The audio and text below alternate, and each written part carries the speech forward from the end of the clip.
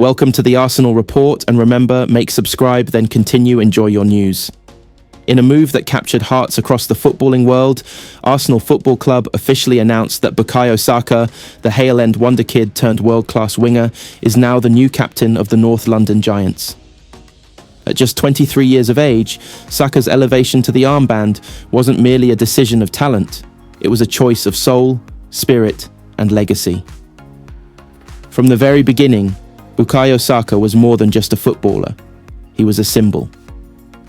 Born in Ealing, raised with discipline and humility, and moulded in the sacred fields of Hale End, Saka's rise through the ranks was steeped in Arsenal DNA. The Emirates was not just his stadium, it was his second home. Over the years, he didn't just develop his footballing craft, he embodied the values of patience, perseverance, and pride. The journey to this leadership role began long before his name was stitched on the back of millions of red and white jerseys. It started with silent acts of maturity, applauding when benched, training harder when criticized, speaking only when necessary, and letting his boots tell the story. Fans saw the potential, but more importantly, his teammates saw the anchor, calm in chaos, brave in defeat, and gracious in victory. When Martin Ødegaard, the previous captain, stepped down due to long-term injury concerns and a wish to refocus on recovery, Mikel Arteta didn't hesitate. In a closed-door meeting at London Colney, the decision was made. "Bukayo is Arsenal," said Arteta. "He is the beating heart of this project. He knows where we've come from, and more importantly, where we are going."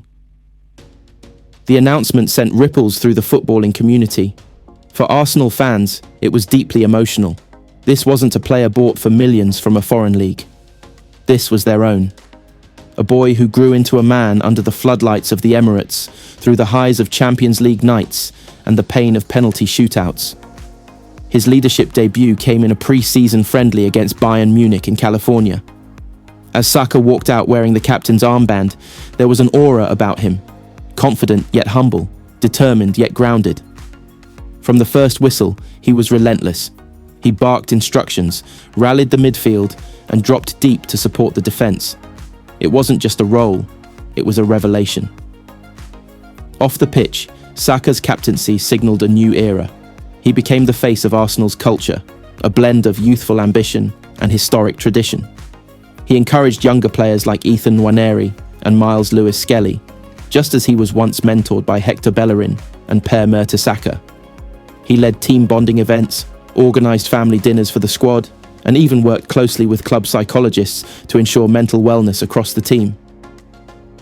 One of the defining moments came during Arsenal's clash with Manchester City at the Etihad. The game was tense. With the scoreline locked at 1-1 and City pressing high, Saka dropped into midfield, picked up the ball under pressure, wriggled past two markers, and launched a through ball that led to Gabriel Jesus' winning goal. He didn't celebrate with flair.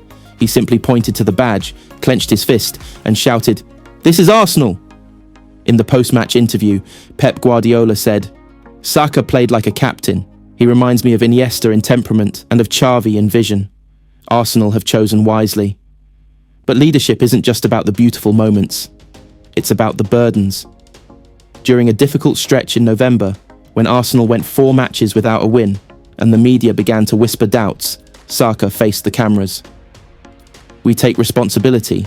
I take responsibility," he said. "But this is just a storm. And we are Arsenal. We play through storms." His resilience was infectious. The squad rebounded, winning 7 straight games, including a memorable 3-2 comeback against Liverpool at Anfield. In that game, Saka not only scored a brace, but also cleared a ball off the line in stoppage time. It was the performance of a man carrying history on his shoulders, but carrying it with joy. Bukayo's influence extended beyond the pitch. As captain, he spearheaded a community initiative called Lead with Love, focused on youth mentorship, anti-racism education, and inner-city football programs. The project earned Arsenal international acclaim and attracted partnerships with global humanitarian agencies. Saka, who once gave inspirational speeches in the shadows of Hale End classrooms, was now addressing global forums with clarity and grace. At the Arsenal end-of-season awards gala, Saka stood up to deliver his first speech as full-time captain. The room fell silent. Another news. Arsenal have confirmed the signing of Danish midfield powerhouse Christian Nørgaard from Brentford. Known for his intelligent positioning, leadership, and fierce tackling, the 30-year-old defensive midfielder has made the move to North London, signing a 2-year deal with an option for a third. His arrival is seen as a strategic push by Mikel Arteta to bolster the midfield with experience, composure, and steel. This story of how Nørgaard became a gunner is a tale of tactical vision, strategic recruitment, and a man ready to step into the Premier League's biggest stages.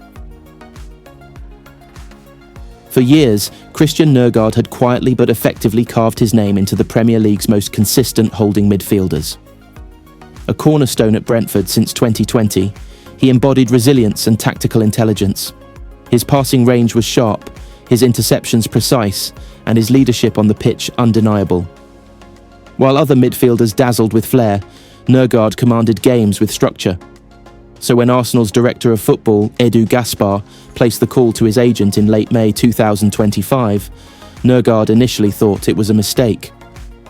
"Are you serious?" he asked his representative. Arsenal were not just interested. They had watched him for months. Mikel Arteta had marked his name as a potential stabiliser, someone who could protect the backline, allow more offensive freedom to stars like Ødegaard and Declan Rice, and bring vocal leadership into a dressing room chasing glory. Arteta knew that Arsenal's next step required depth, leadership, and tactical reliability in tight games. Last season, Arsenal lost crucial points in late moments against low blocks and high-pressing sides. Nørgaard's signing was tailored to address this, not just a squad player, but a field general. "He's a quiet warrior," Arteta told Arsenal media after the announcement. "Christian understands the game from deep. He speaks, organises, and anticipates. These are qualities you don't teach. You inherit them through experience. We need that." With Thomas Partey nearing an exit and Jorginho returning to Italy, the base of Arsenal's midfield needed reinforcement. Nørgaard was the right fit. He came with over 150 games of Premier League experience, international pedigree with Denmark, and captaincy experience at Brentford. Brentford fans were emotional at the departure of their captain. Christian had been more than a player.